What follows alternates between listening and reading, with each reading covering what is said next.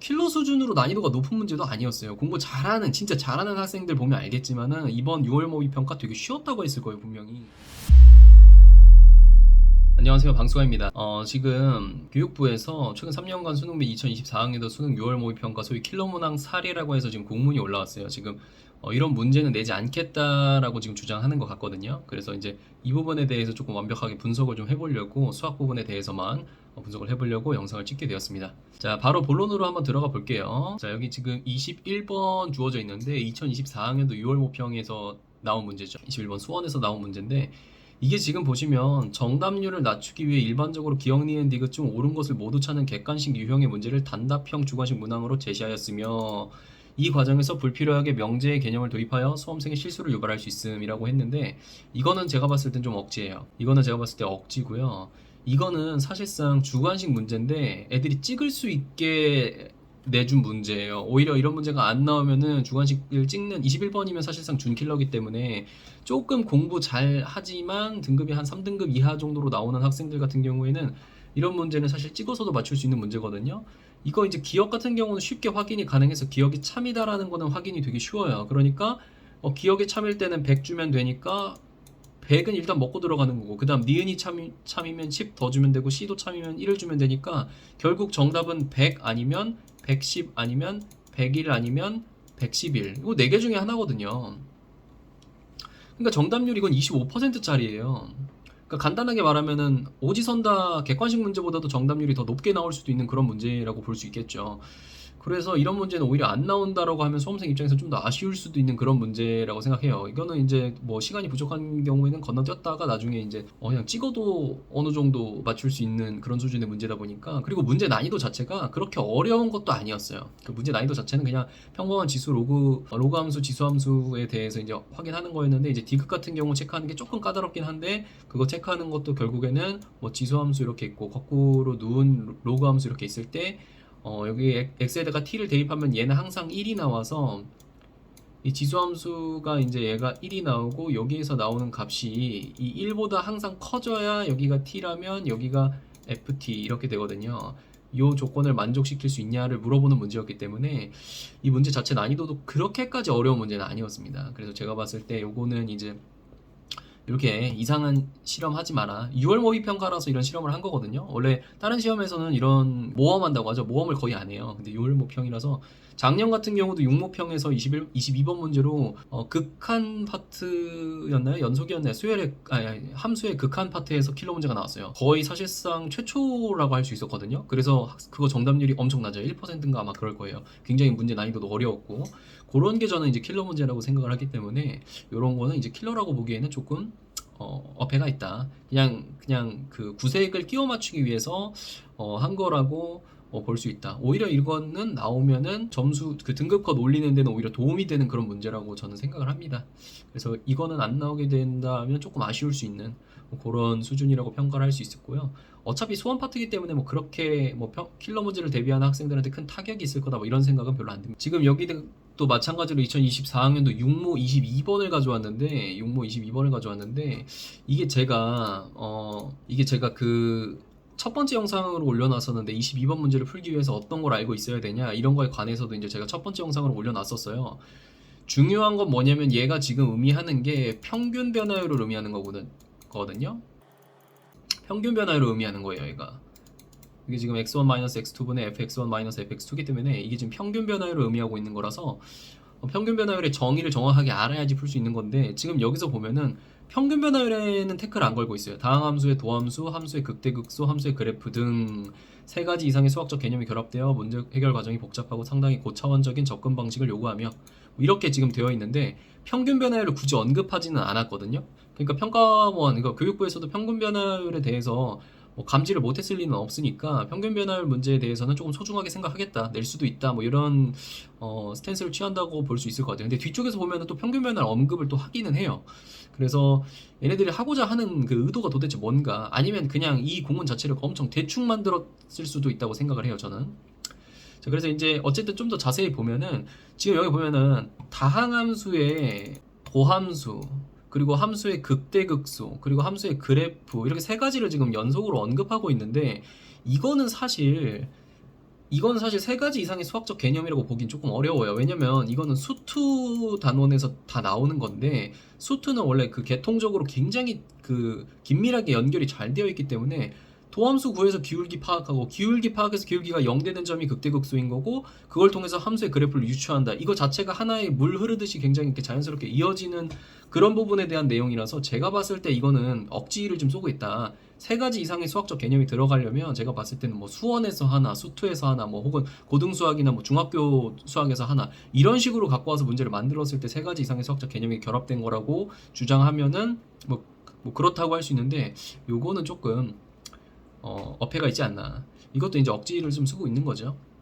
근데 어쨌든 또 중요한 건 뭐냐면, 이게 지금 킬러 수준으로 난이도가 높은 문제도 아니었어요. 공부 잘하는, 진짜 잘하는 학생들 보면 알겠지만은 이번 6월 모의 평가 되게 쉬웠다고 했을 거예요, 분명히. 그래서 그 친구들 같은 경우에 지금 굉장히 조금 발등에 불이 떨어진 상황이라고 좀 보시면 될 것 같아요. 근데 이제 좀 이따 후술 할 건데, 의대 준비하거나 미적분 선택하시는 친구들은 주의를 좀 해야 할 수 있을 겁니다. 그 이따가 말씀드릴게요. 그래서 뭐 고차원적인 접근 방식을 요구하며, 물론 조금 접근 방식을 요구하긴 해요. 이게 이제 결국에는 극값을 찾아서 이 극값이 이 범위 안에 들어가 있어야 된다, 그 얘기를 지금 하고 있는 거예요. 이 문제에서는 k, k 플러스 2분의 3 사이. 그러니까 간단하게 말해서 fx가 이제 이런 식으로 생겼다면, k가 여기에 있으면 여기에 k 플러스 2분의 3이 들어가 있어야 된다. 그 얘기를 지금 하고 있는 거거든요. 여기가 이제 극값이죠. 이쪽이 극값이라고 가정하면 이 얘기를 지금 하고 있는 건데, 문제는 지금 가장 중요한 상황이 뭐냐면, 자, 그래서 이 상태인데, 여기 지금 고차원적인 접근 방식을 요구한다고 했는데, 그게 뭐 때문에 그런 거냐면 이 멘트 때문에 그런 거예요. 정수 k 값의 곱이 마이너스 12가 되도록, 정수 k 값의 곱이 마이너스 12가 되도록 하는 건데, 이 문제를 이제 풀어보다 보시면 알겠지만 k가 마이너스 1일 때는 무조건 가능해요. 그러니까 곱해서 마이너스 12가 나올 수 있는 정수들은 마이너스 1, 마이너스 2, 마이너스 1, 마이너스 2, 마이너스 6, 마이너스 1, 플러스 2, 플러스 6, 마이너스 1, 마이너스 3, 마이너스 4, 마이너스 1, 플러스 3, 플러스 4, 마이너스 1, 12. 이렇게 5가지 경우가 나와요. 이렇게 5가지. 그러니까 이렇게 5가지 경우가 나오다 보니까 조금 접근 방식이 조금 까다롭긴 하죠. 이 5개 중에 하나가 맞으니까. 근데 이제 수학을 조금 해본 사람은 당연히 쉽게 알 수 있는데, 여기서도 이 경우랑 이 경우는 안 돼요. 그 값을 3차 함수가 3개나 가질 수가 없으니까. 그래서 가능한 건 결국 이거 3개밖에 없고, 이거 3개 하는데 그렇게 오래 안 걸리거든요. 그래서 이 문제는 조금 그렇게 킬러 문제 수준으로 난이도가 높지 않았다. 그리고 이게 뭐 공교육 학습만으로 이러한 풀이 방법을 생각하는데 어려움이 있다고 하는데, 기출 문제만 충분히 많이 풀어봐도 공교육 학습만으로 모든 학습이 끝나는 건 절대 아니잖아요. 그럼 뭐 학교 수업만 들으면 학교 내신 시험은 애들 다 잘 봐야지. 그거 아니잖아요. 결국에는 공교육 학습에다가 플러스 알파로 본인이 수학을 공부하기 위해서 더 많은 걸 공부해야 되고 하는 건데, 이게 지금 공교육 학습만으로 풀이 방법 생각하기 어렵다는 이유로 이런 문제 내지 말라? 그러면은 그냥 다 빠가들을 양상하겠다. 뭐 거의 뭐 이런 수준이라고 보시면 돼요. 지금 이거는 억지를 너무 쓰고 있다. 근데 지금 억지 쓰고 있는 게 지금 보시면 결국 수원 수투 단원이라는 걸 꼭 참고를 하시고 보시면 좋을 것 같아요. 자, 그럼 그 다음 문제도 좀 볼게요. 자, 이게 되게 중요해요. 자, 이게 되게 중요한데, 자, 이거 분명히 미적분 단원이고요. 미적분 단원에서 결국 뭐가 나온 거냐면 수열의 합을 물어보는 문제가 나온 거예요. 수열의 합. 근데 수열의 합은 첫 단원이잖아요. 그 미적분 단원에서 봤을 때. 그러니까 결국 간단하게 말씀드리면, 수능에서는 수열의 합 문제 안 나와요. 안 나옵니다.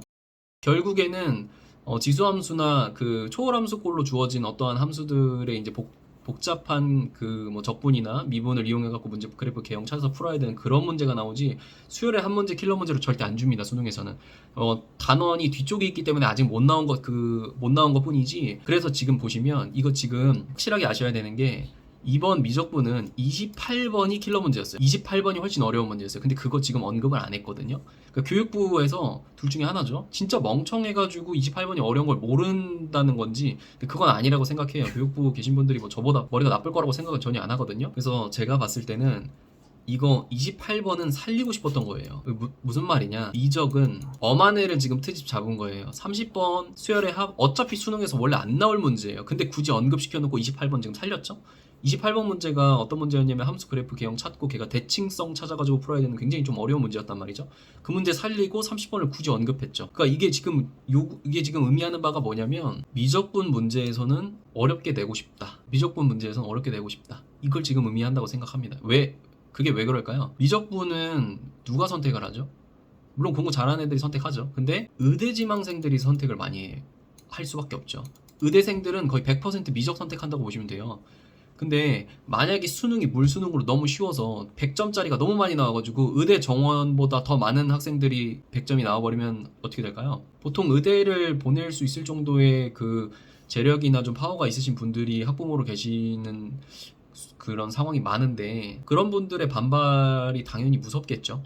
아무래도 학계, 정계 뭐 이런데 그런 조금 굉장히 어떤 분야든지 성공하신 분들이 굉장히 많이 계실 텐데, 그런 분들이 보통 자녀를 의대를 꼭 보내려고 초등학교 때부터 이렇게 공부시키고 하잖아요. 그래서 지금 얘가 얘기하는 것 자체가 제가 봤을 때는 의대 문제는 조금 어렵게 내고 싶다, 약간 이런 의도가 좀 보인다고 볼 수 있어요. 이런 의도가 좀 보인다, 이렇게 생각을 좀 합니다. 뭐 이 30번 문제에 대한 자세한 풀이 과정은 제가 나중에 영상 하나 더 찍어서 뭐 올려보도록 할게요. 근데 어차피 수능에 안 나올 겁니다, 이런 문제. 넘어갈게요. 자, 이거 작년도 수능 문제인데, 지금 이거 작년도 수능 22번이니까 이것도 결국엔 뭐냐면 수투예요, 수투. 이거 결국 수투죠. 지금 수투 문제 이거 굉장히 어려웠던 문제 맞습니다. 이거 꽤 난이도 있었던 문제인데, 지금 여기도 합성함수, 연속함수, 미분계수, 함수, 뭐 평균값 정리, 뭐 다수의 수학적 개념, 얘는 이제 다수의 수학적 개념이 들어간 게 맞죠. 합성함수 뭐 이런 것들은 고등수학 하에서 나오는 거니까, 이런 부분에서 봤을 때 지금 수투랑 수원을 조금 저격하고 있다. 수투랑 수원 문제를 조금 쉽게 내려고 저격하고 있다, 이렇게 좀 볼 수 있을 것 같아요. 그리고 진짜 미적분 어렵게 내려고 하는 게 여기서 보이는 게 이것 때문에 그래요. 이거 저는 수투 수업을 할 때 애들한테 변곡점도 알려줘요. 왜? 수투에서 변곡점을 쓰면은 문제가 쉽게 풀리는, 접선과 관련된 문제들 같은 경우는 되게 쉽게 풀리는 문제들이 간혹 출제돼요. 항상 나오는 것은 아니지만. 그래서 저는 변곡점도 반드시 알려줍니다. 변곡점의 정의랑 변곡점을 언제 써먹을 수 있는지, 접선이 어떤 식으로 연관되어서 쓸 수 있는지, 그런 것들을 제가 꼭 알려줘요. 왜냐면 변곡점 쓰면 문제 진짜 쉽게 풀리니까. 근데 지금 이것까지 지금 저격하고 있죠. 너네 변곡점 써서 풀지 마. 변곡점 써서 풀지 마. 근데 변곡점을 쓸 수 있는 애들은 보통 미적분을 배운 애들이에요. 이게 진짜 좀 어이가 없는 게, 애초에 미적분이라는 학문 자체가 제일 어려운 과목이고 제일 어려운 걸 배운 덕분에 그보다 쉬운 문제를 좀 쉽게 풀 수 있게 되는 그런 상황인 건데, 이걸 못하게 만들고 있는 거예요. 지금 미적분을 배운 학생은 변곡점을 쓸 수 있고 변곡점을 쓰면 문제가 쉬워지는데, 이걸 지금 못하게 한다? 그러니까 이게 무슨 말이죠? 미적 유저들을 저격한다고 볼 수 있어요. 미적분 응시하시는 분들이 조금 많이 어려워질 수 있겠다, 이런 느낌이 좀 들었어요. 저는 이 별거 아닌 별첨에 나온 이 문서 하나만으로도 이런 느낌이 조금 강하게 들었어요. 그래서 걱정이 조금 됩니다. 걱정이. 확률과 통계에서는 지금 보시면 이제 상당한 시간이 요구되며 실수를 유발할 수 있다라고 했는데, 그러니까 결국에는 이제 실수 유발하는 걸 막겠다. 그리고 이제 뭐 여러 가지 이제 풀이가 또 주어질 수 있는데 상당한 시간이 들어간다라고 하니까, 제가 봤을 때는 이제 이런 상황에서는 내가 푸는 풀이가 뭔가 좀 산으로 가는 것 같다, 그런 느낌이 들면은 틀린 풀이가 될 확률이 높아요. 그러니까 경우를 나눈 상황이 과도한 것도 안 되고 상당한 시간이 요구되는 것도 안 되니까 조건 자체도 굉장히 까다롭게 주지 않으려고 할 거고, 실수를 유발하지 않는다고 하니까 계산 자체도 엄청 복잡하지 않을 거예요. 그러니까 내가 뭔가 계산하는데 너무 계산이 복잡하거나 뭔가 진짜 풀이 자체가 산으로 가는 것 같다? 그러면은 잘못 풀고 있을 확률이 좀 높겠죠. 그런 것만 조금 체크해주면은 확률과 통계 문제, 킬러 문제는 조금 쉽게 풀 수 있지 않을까, 이렇게 생각이 됩니다. 자, 그리고 이제 미적다운 미적 문제에 대한 첫 번째 적용 문제가 나왔습니다. 미적다운 미적 문제에 대해서 첫 번째 적용 문제인데, 이것도 마찬가지로 작년 수능에서 출제됐던 문제인데, 지금 보시면 초월함수 주어져 있고 거기에 초월함수에 사인 함수가 또 지수 함수꼴로 이렇게 주어져 있죠. 굉장히 복잡하게 지금 주어져 있는 건데, 그 상태에서 gx와 3차 함수 fx의 관계에 대해서 또 주어지는데, 여기서 또 중요한 건 합성함수까지 나와 있어요. 그러니까 지금 얘도 지금 보시면 아시겠지만 지수함수 주어져 있고 삼각함수 주어져 있고 합성함수 주어져 있고, 이게 또 결합되어 있기 때문에 여러 가지 복잡한 함수에 대한 내성이 있냐 없냐를 물어보는 문제예요. 이거는 진짜 기출로 단련이 안 된 학생은 풀기가 거의 불가능할 뿐더러, 제가 봤을 때는 아니면 내성이 없으면 푸는데 거의 뭐 1시간, 2시간 이 정도 소모될 수도 있는 그런 문제라고 보여져요. 물론 이거는 다소 복잡한 형태의 함수를 다루고 있어 수험생의 심리적 부담을 유발할 수 있음이라고 있는데, 여기서도 이 멘트조차도 웃긴 게 다소 복잡하다고 지금 언급하고 있죠. 분명히 위에서는 지금 뭐 얘네들은 뭐 그냥 얘네들은 그냥 지금 보세요. 이거 별거 아닌 킬러 문제 용모 22번 킬러 문제 아니었거든요. 여기는 그냥 문제 해결이 과정이 복잡하다, 뭐 이런 식으로 지금 언급해놓고, 앞에 여기서도 지금 그냥 복잡하다 이렇게 해놓고, 지금 9번 이 9번째 페이지 보시면 30번에서 다소 복잡한 형태, 이게 훨씬 복잡하죠. 아니, 눈으로만 봐도 이게 훨씬 복잡하죠. 이게 훨씬 복잡한데도 여기서 지금 다소 복잡한 형태 이런 식으로 언급을 지금 한 발 지금 뺀 상태죠. 한 발 물러선 상태라고 볼 수 있어요. 이 지금 이런 스탠스를 취하고 있는 것 자체가 제가 봤을 때는 조금 미적 문제에서 난이도 조절을 좀 빡세게 하려고 한다. 이런 조금 스탠스가 들어가 있지 않나. 이 서류만 놓고 봤을 때는 그런 생각이 든다 이거예요. 물론 9월 모의 평가도 봐야 되겠고 수능 실제 문제는 어떻게 나올지 모르겠지만 그래서 뭐 여기 뒤에 이제 문제들 더 있는데 뭐 이런 문제도 복잡하니까 뭐 패스한다. 뭐 이건 이제 기하니까 기하는 전 스킵하도록 할게요. 그다음 이거 이제 나형 문제니까 얘도 이제 스킵하도록 할게요. 이것도 이제 나형 문제니까 사실 그렇게까지 어려운 문제는 아닌데 여기서도 문제 해결 과정이 복잡한 뭐 이렇게 지금 멘트를 치고 있죠. 그랬는데 미적분 문제가 지금 그거보다도 훨씬 어렵다. 그렇게 말하고 있는 걸로 봐서는 제가 봤을 때는 좀 미적 난이도를 어렵게 내려고 하는 게 아닌가. 그래서 결론적으로 봤을 때 미적 난이도 올라갈 것 같아요. 그리고 수원, 수투, 확통 얘는 수원은 그냥 평범할 것 같고요. 그렇게 큰 차이 없을 것 같고 수투는 내려갈 것 같습니다. 그리고 확통도 평범하거나 살짝 내려가는 정도. 기하는 제가 정확하게 분석을 지금 못해서 기하에 대해서는 정확하게 말씀드리기 좀 어려울 것 같아요. 중요한 거는 이 문서를 바탕으로 판단했을 때 미적분 난이도 올라갈 것 같다. 이거 올리는 이유는 그러니까 이거는 올리려고 지금 작정하고 있는 이유가 제가 봤을 때는 의대 때문에 의대 갈 애들 그 성적 맞춰야 되잖아요. 등급 나눠줘야 되잖아요. 그러니까 그것 때문에 미적 난이도 올리려고 하는 것 같다. 이렇게 생각이 듭니다. 모쪼록 수험생 여러분들한테 조금이나마 도움이 되기를 좀 바라고요. 의대를 지망하시고 이제 수능 수학 100점을 좀 목표로 하시는 분들 중에 미적분 선택하시는 분들 힘내시길 바랍니다. 다른 분들도 당연히 파이팅이고요. 항상 수험생 분들 혹은 이제 그러니까 수험 공부를 하시는 모든 분들에게 도움이 되는 영상을 최대한 많이 찍으려고 노력하도록 하겠습니다. 감사합니다.